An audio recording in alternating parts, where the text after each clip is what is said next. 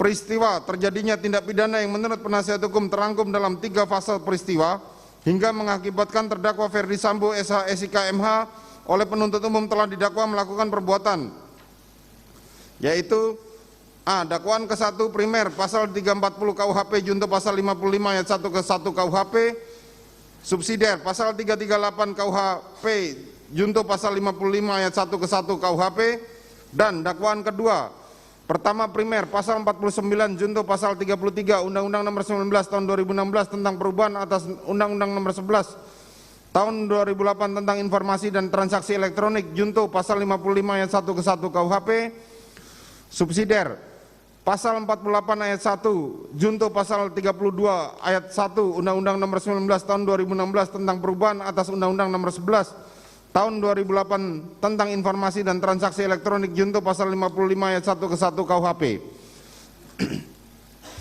Atau kedua, primer pasal 233 KUHP junto pasal 55 ayat 1 ke 1 KUHP, subsidiar pasal 221 ayat 1 ke 2 KUHP junto pasal 55 ayat 1 ke 1 KUHP.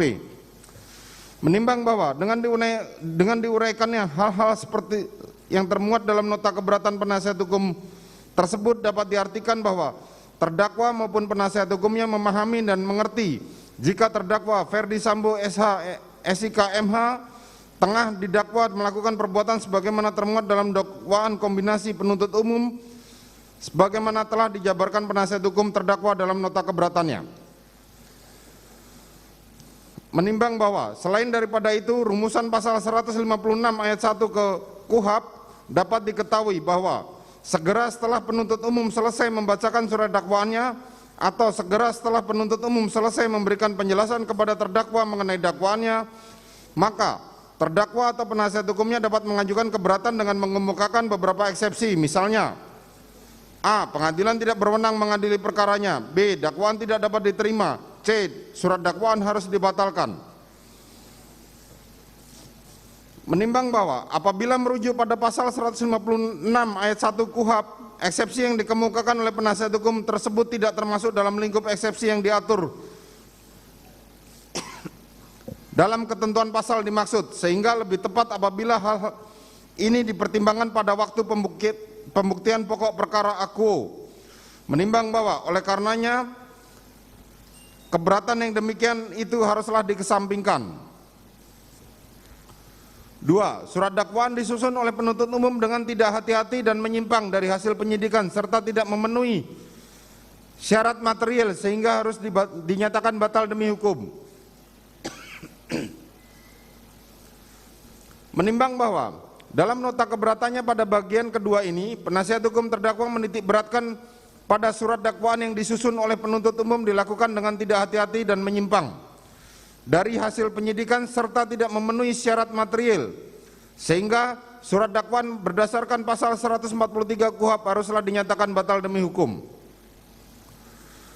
Menimbang bahwa penasihat hukum terdakwa mengemukakan tentang surat dakwaan harus sejalan dengan hasil pemeriksaan penyidikan, rumusan surat dakwaan yang menyimpang dari hasil pemeriksaan penyidikan merupakan dakwaan yang palsu dan tidak benar.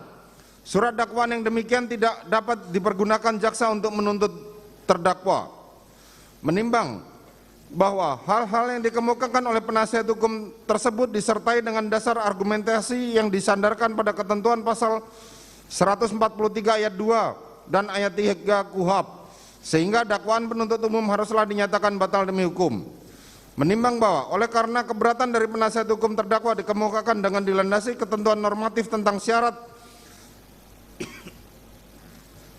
sahnya suatu dakwaan dikaitkan dengan uraian dalam dakwaan penuntut umum, maka majelis hakim selanjutnya memberikan pertimbangan sebagaimana di bawah ini. Menimbang bahwa pembuatan surat dakwaan oleh penuntut umum merupakan suatu kegiatan yang mempunyai arti penting dalam suatu proses penuntutan, dan karena untuk membuat surat dakwaan seperti itu penuntut umum dituntut kecermatan dan ketelitian serta pengalaman serta keahliannya, bukan saja di bidang hukum pidana formal yang antara lain mengatur tentang syarat-syarat yang harus dipenuhi bagi pembuatan surat dakwaan dan hukum material yang mengatur masalah-masalah unsur tindak pidana yang didakwakan sebagai yang telah dipenuhi oleh terdakwa, akan tetapi juga di bidang hukum pemidanaan yang antara lain mengatur masalah stratmat dan penindakan yang dapat diputuskan oleh hakim dengan maksud adanya keselarasan pemahaman antara tuntutan pidana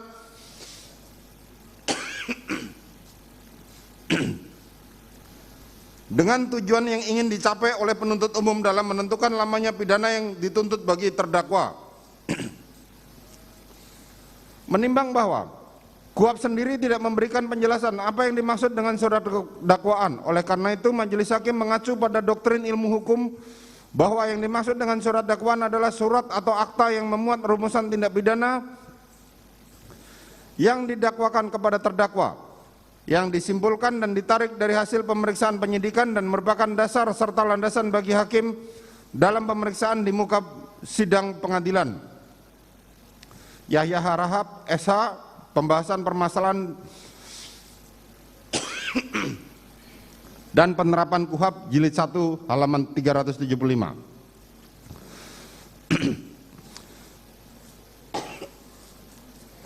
Menimbang bahwa ruang lingkup keberatan sebagaimana diatur dalam pasal 156 ayat 1 KUHP tidaklah berdiri sendiri, melainkan keberatan tersebut ternyata hanya dimungkinkan mengenai syarat sah surat dakwaan sebagaimana diatur dalam pasal 143 ayat 1, ayat 2 dan ayat 3 KUHP. Menimbang bahwa suatu surat dakwaan batal demi hukum atau dinyatakan batal apabila dakwaan jaksa penuntut umum tersebut telah melanggar ketentuan pasal 143 ayat 2 KUHP yang menyebutkan syarat-syarat dakwaan tersebut sebagai berikut. Syarat formil sebagaimana diatur pasal 143 ayat 2 KUHP huruf A KUHP yang mengatur bahwa suatu surat dakwaan harus memuat tanggal dan ditandatangani oleh penuntut umum serta memuat identitas terdakwa.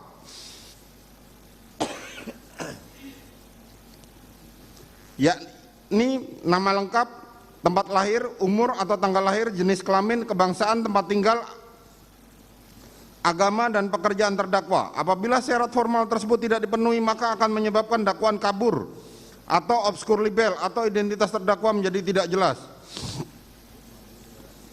Syarat material diatur dalam pasal 143 ayat 2 KUHP ayat 2 huruf B yang mengatur bahwa suatu surat dakwaan haruslah memuat uraian secara cermat, jelas dan lengkap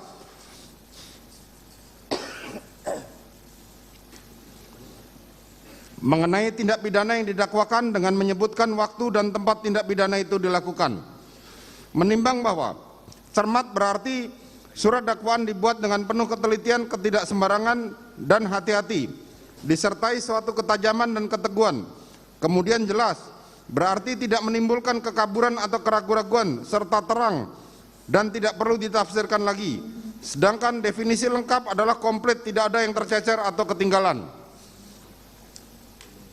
Menimbang bahwa apabila dijabarkan lebih lanjut, surat dakwaan yang disusun secara cermat artinya jaksa penuntut umum dalam mempersiapkan surat dakwaannya didasarkan pada keaturan hukum atau undang-undang yang berlaku tepat bagi terdakwa dan tidak terdapat kekurangan atau kekeliruan yang dapat mengakibatkan surat dakwaan tersebut batal atau tidak dapat dibuktikan. Sedangkan surat dakwaan disusun dengan jelas artinya jaksa penuntut umum harus mampu merumuskan unsur-unsur dari tindak pidana yang didakwakan sekaligus memadukan dengan uraian perbuatan material atau cara yang dilakukan oleh terdakwa dalam surat dakwaan, dan surat dakwaan tersebut harus disusun dengan lengkap, artinya uraian surat dakwaan harus mencakup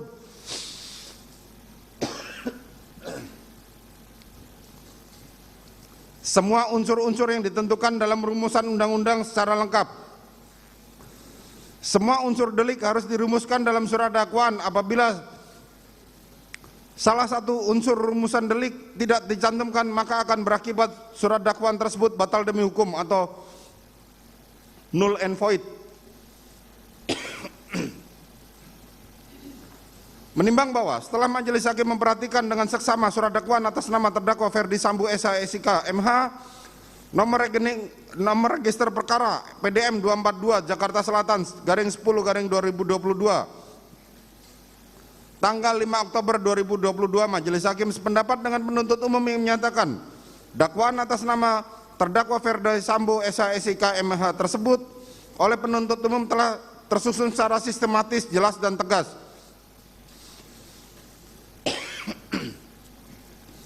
Di mana di akhir surat dakwaan tertanggal 5 Oktober 2022 ditandatangani oleh penuntut umum atas nama Rudi Irmawan SH.MH. Kemudian di awal surat dakwaan menyebutkan waktu kejadian, yaitu pada hari Jumat tanggal 8 Juli tahun 2022 pukul 14.46 sampai dengan pukul 18 WIB, atau setidak-tidaknya waktu lain dalam bulan Juli tahun 2022 atau setidak-tidaknya pada tahun 2022. Serta telah disebutkan lokus deliktinya, yaitu bertempat di Jalan Saguling nomor 3 nomor 29,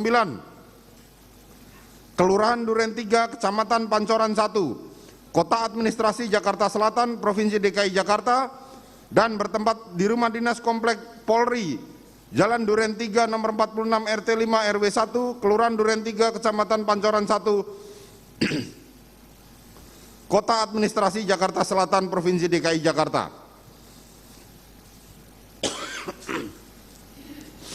Disertai dengan uraian peristiwa yang tersusun secara terstruktur dari awal persiapan hingga selesainya peristiwa hukum tersebut.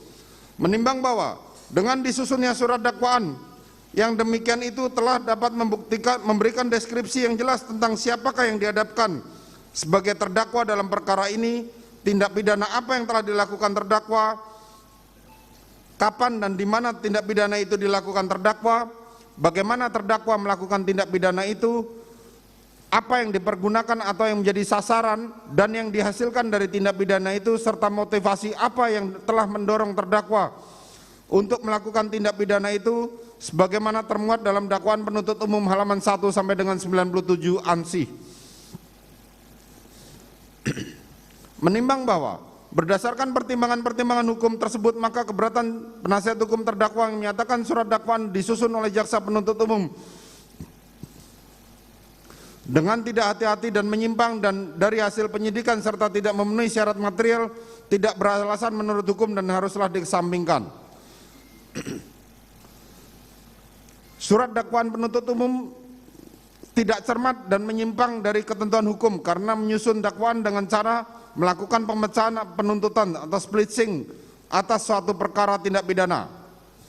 Menimbang bahwa keberatan penasihat hukum terdakwa lainnya adalah mengenai surat dakwaan penuntut umum tidak cermat dan menyimpang dari ketentuan hukum karena menyusun dakwaan dengan melakukan pemecahan penuntutan atau splitting atas suatu perkara tindak pidana. Menimbang bahwa alasan keberatan sebagaimana tersebut di atas dilandaskan pada ketentuan pasal 141 dan pasal 142 KUHP seperti termuat dalam nota keberatan halaman 27 sampai 33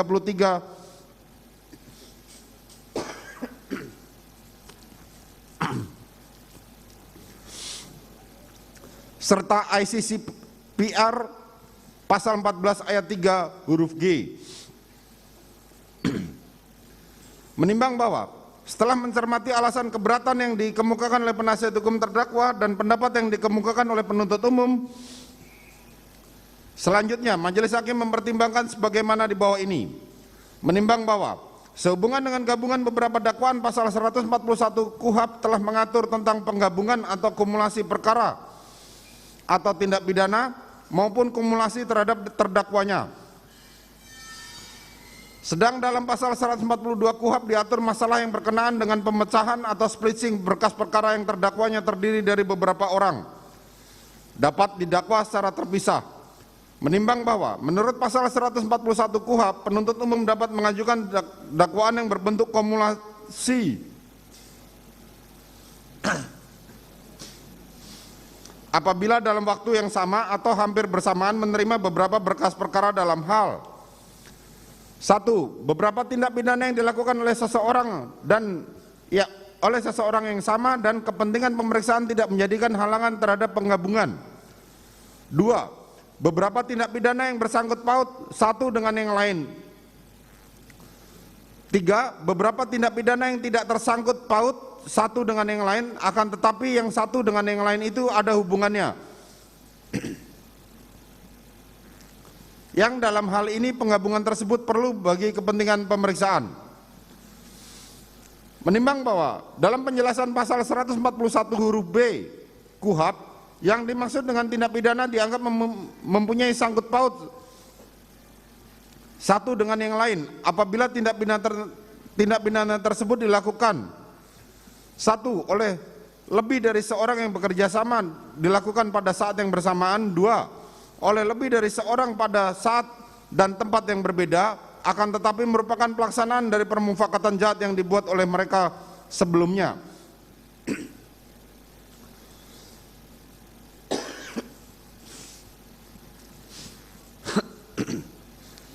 Tiga, oleh seseorang atau lebih yang dimaksud mendapatkan alat yang akan dipergunakan untuk melakukan tindak pidana lain atau menghindarkan diri dari pemidanaan karena tindak pidana lain. Menimbang bahwa kesimpulan yang dapat ditarik dari ketentuan rumusan dan penjelasan pasal 141 KUHP adalah wewenang penuntut umum untuk mengajukan dakwaan yang berbentuk kumulasi, baik kumulasi perkara tindak pidana maupun sekaligus kumulasi terdakwa dengan kumulasi dakwaannya.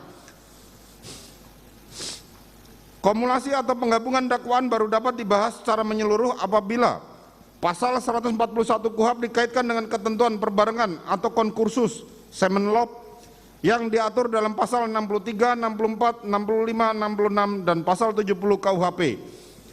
Yaya Harap tahun 2000 halaman 405. Menimbang bahwa sementara itu mengenai pemecahan perkara atau splitsing yang diatur dalam pasal 142 KUHP, menurut pasal ini dalam hal penuntut umum menerima satu berkas perkara yang memuat beberapa tindak pidana yang dilakukan oleh beberapa orang tersangka yang tidak termasuk dalam ketentuan pasal 141, penuntut umum dapat melakukan penuntutan terhadap masing-masing secara terpisah. Menimbang bahwa dari rumusan pasal di atas terkandung syarat-syarat tertentu, yaitu syarat-syarat yang dalam hal bagaimanakah penuntut umum dapat melakukan penuntutan terhadap masing-masing terdakwa secara terpisah. Dengan kata lain, melakukan pemecahan perkara. Syarat yang terkandung dalam rumusan pasal 142 KUHP tersebut adalah: satu, penuntut umum menerima satu berkas perkara yang memuat beberapa tindak pidana. Dua, beberapa tindak pidana yang dilakukan oleh beberapa orang pelaku atau tersangka.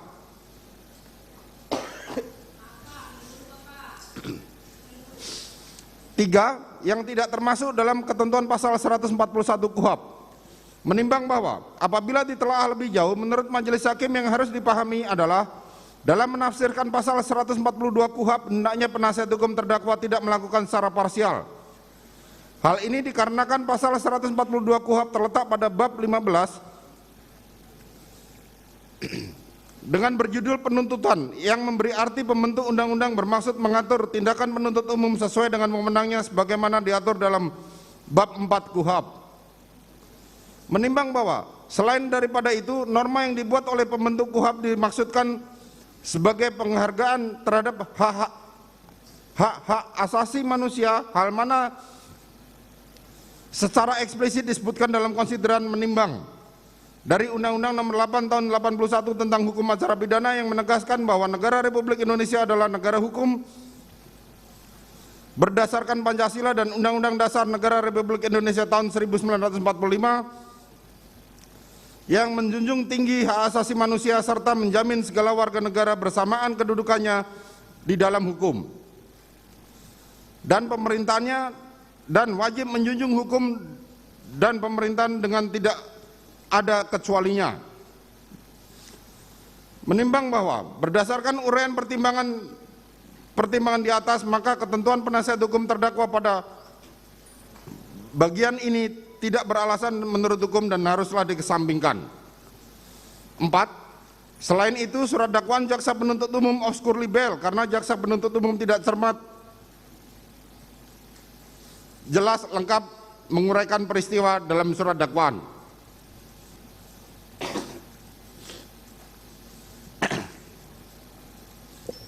Menimbang bahwa keberatan penasihat hukum terdakwa pada bagian 4 ini menyinggung tentang surat dakwaan penuntut umum yang obskur libel karena jaksa penuntut umum tidak cermat, jelas, dan lengkap menguraikan peristiwa dalam surat dakwaan yang pada pokoknya.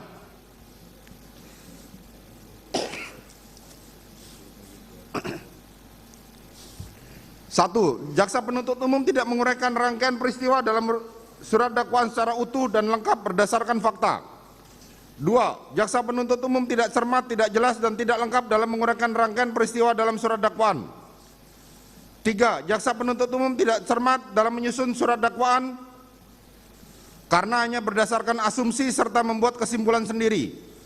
Surat dakwaan jaksa penuntut umum tidak terang atau obskur libel karena hanya didasarkan pada satu keterangan saksi Richard Eliezer Pudiang Lumiu. 5. Jaksa penuntut umum tidak cermat dalam menguraikan rangkaian peristiwa dalam surat dakwaan karena telah mengabaikan fakta yang sesungguhnya.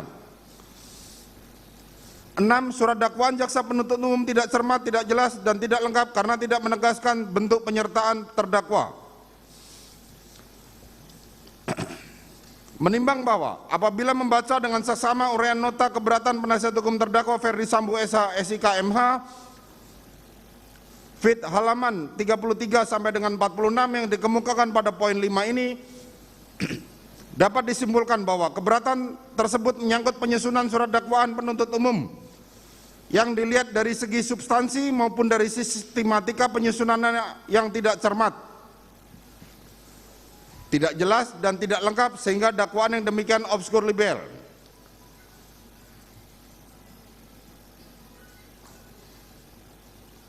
Menimbang bahwa dalam menyatakan dakwaan penuntut umum obskur libel, penasihat hukum terdakwa menguraikan kembali kronologis peristiwa mulai dari fase pertama latar belakang pemicu terjadinya tindak pidana sampai dengan fase ketiga yang berkaitan dengan penegakan hukum terhadap terdakwa Ferdi Sambo SH SIK MH.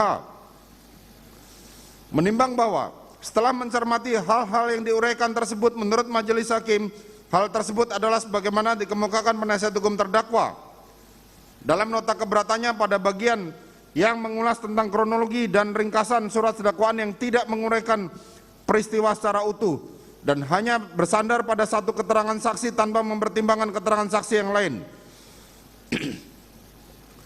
Dan juga pada bagian yang membahas tentang surat dakwaan yang disusun oleh penuntut umum dilakukan dengan tidak hati-hati dan menyimpang dari hasil penyidikan serta tidak memenuhi syarat material.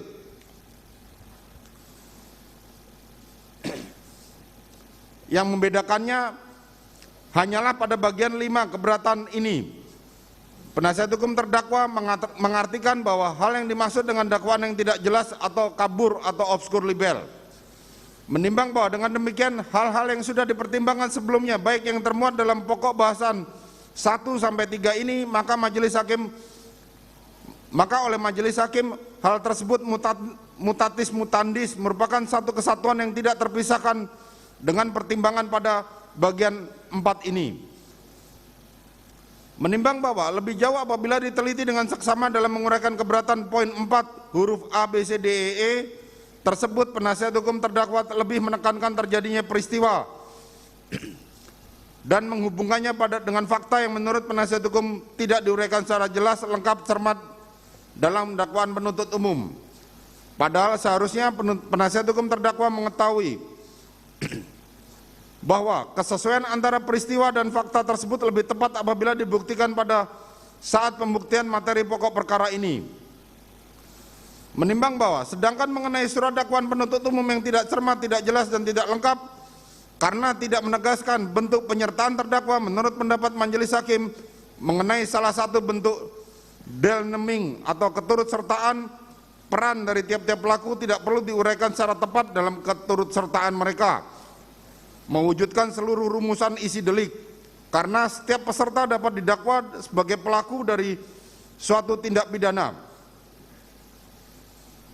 Menimbang bahwa berdasarkan uraian pertimbangan di atas, maka keberatan penasihat hukum terdakwa pada bagian 4 ini tidak beralasan dan menurut hukum dan haruslah dikesampingkan.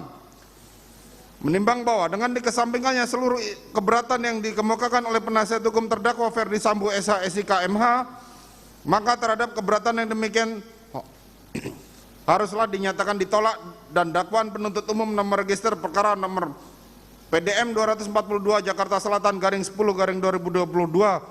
tanggal 5 Oktober 2022 tersebut telah dibuat dan disusun sesuai dengan ketentuan pasal 143 ayat 2 KUHP. Menimbang bahwa oleh karena keberatan penasihat hukum terdakwa dinyatakan ditolak, maka pemeriksaan perkara Berdasarkan surat dakwaan nomor register perkara PDM 242 Jakarta Selatan /10/2022 tanggal 5 Oktober 2022 atas nama terdakwa Ferdi Sambo SH SIK MH yang terdaftar di Kepaniteraan Pidana dengan register perkara nomor 796 PIT B 2022 PN Jakarta Selatan haruslah dilanjutkan. Menimbang bahwa oleh karena putusan ini mengenai keberatan dari penasihat hukum terdakwa terhadap surat dakwaan penuntut umum, maka perhitungan mengenai biaya perkara ini ditangguhkan sampai dengan putusan akhir. Memperhatikan pasal 156 ayat 1 dan ayat 2 serta pasal 143 ayat 2 dan ayat 3 Undang-Undang Nomor 8 Tahun 81 tentang Hukum Acara Pidana serta peraturan perundang-undangan lain yang bersangkutan, mengadili: 1. Menolak keberatan dari penasihat hukum terdakwa Ferdi Sambo SH SIK MH untuk seluruhnya. Memerintahkan penuntut umum untuk melanjutkan pemeriksaan perkara nomor 796 PIT B garing 2022 PN Jakarta Selatan atas nama terdakwa Ferdi Sambo SH SIK MH tersebut di atas. 3. Menangguhkan biaya perkara dengan sampai dengan putusan akhir. Demikianlah diputuskan dalam rapat permusyawaratan Majelis Hakim Pengadilan Negeri Jakarta Selatan pada hari Senin tanggal 24 Oktober oleh kami Majelis Hakim dibantu oleh saudara panitera pengganti, dihadiri oleh jaksa penuntut umum serta penasihat hukum terdakwa.